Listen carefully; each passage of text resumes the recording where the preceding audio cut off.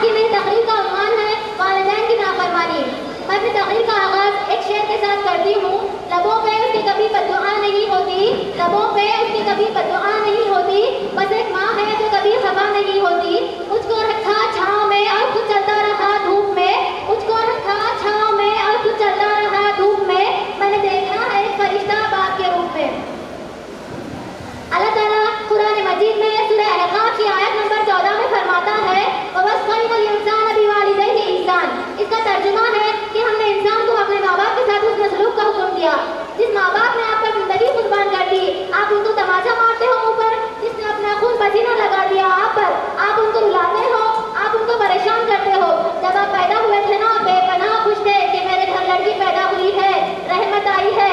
इसका सिला 15 साल की नौजवान बच्ची दे रही है किसी के साथ भागकर। मेरे घर लड़का पैदा हुआ है, वारिस आया है। एक बाप को जब वारिस मिलता है ना तो उसे पूरी दुनिया मिल जाती है।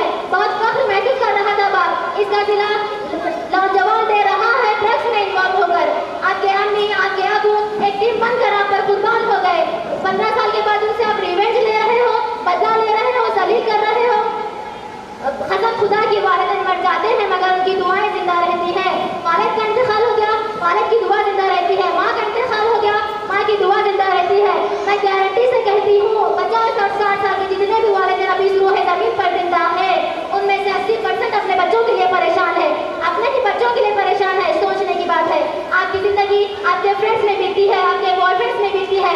आपका बॉयफ्रेंड आपके अबू से ज्यादा अजीज लगने लगता है। आपके अबू ने आपके लिए दिन रात क्या मेहनत नहीं की। एक पल में अपने अम्मी अबू को भुला कर भागने लगती है बॉयफ्रेंड के चक्कर में। आपकी अम्मी ने आपको कितनी तकलीफों से पैदा किया है।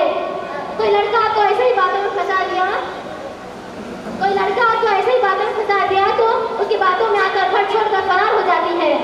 सोचने की बात है। जन्नत में जाना चाहते हो, जन्नत में जाना चाहते हो, बाप जन्नत का दरवाजा है।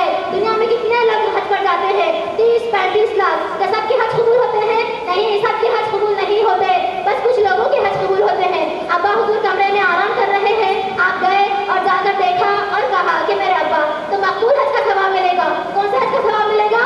मकबूल हज का सवाब मिलेगा। क्योंकि अल्लाह जानता है सबके पास पैसे नहीं है, सब हज नहीं कर सकते। कोई बीमार है हज नहीं कर सकता, कोई अपाहिज है हज नहीं कर सकता, कोई लंगड़ा है हज नहीं कर सकता। लेकिन कोई बंदा अपने वालिदैन को मुस्कुरा कर देखता है तो उसको हज का सवाब मिलता है। लेकिन गफलत की जिंदगी आज नौजवान जी रहे हैं, हज पर जाते हैं, बड़े खुश होते हैं, लेकिन अपने वालिदैन को सता रहे हैं और उनको रुला रहे हैं। तो अल्लाह को ऐसा हज भी नहीं चाहिए और ऐसी नमाज भी नहीं चाहिए जो वालिदैन को 365 दिन रुलाती हो।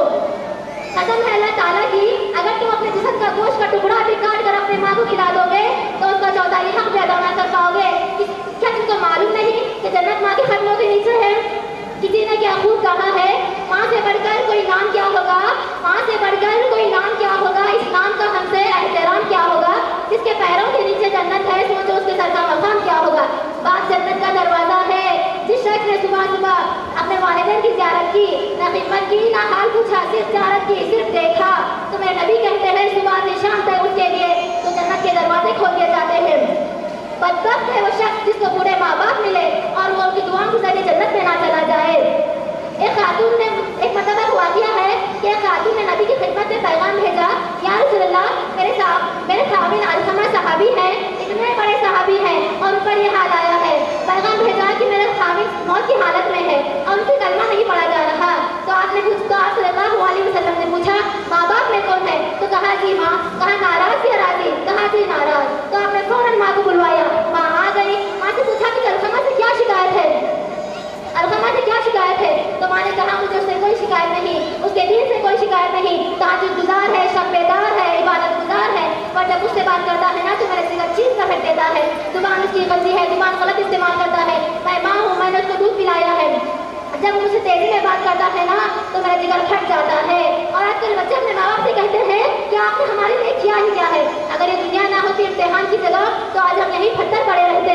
एक अजीब बात बताऊं, मेरे नबी से पूछा जा रहा है क़यामत कब आएगी, तो आपने यूँ नहीं कहा कि जब शिर्क ज़्यादा हो जाए, जब ज़िना ज़्यादा हो जाए, जब शराब ज़्यादा हो जाए, जब सूद ज़्यादा हो जाए, बल्कि आपने यूँ कहा कि जब तुम देखो लोग अपनी माओं से नौकरों की तरह शुरू करने लग जाए, लोग अपनी माओं से नौकरों की तरह शुरू करने लग जाए। जब नौजवान अपनी माओं को नौकरों की तरह झाड़ देंगे तो समझ जाओ कहीं दाएं बाएं से क़यामत का हमला होने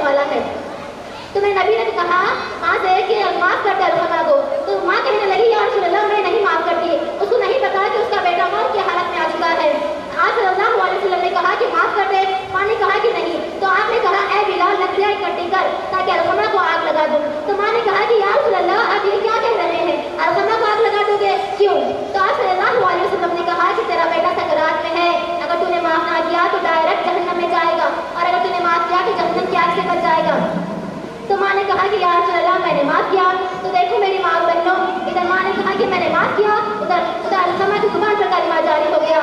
तो देखो मेरी माँ बहनों, अल्लाह ताला से दुआ है कि अल्लाह, जब माँ बाप नाराज़ होते हैं ना तो अल्लाह ताला नाराज़ होते हैं। तो अल्लाह हम सबको अपने वालिदैन का फरमाबरदार बनाए। इतनी सी बात कर मैं अपनी तकरीर का इख्तिताम एक शेर के साथ करती हूँ।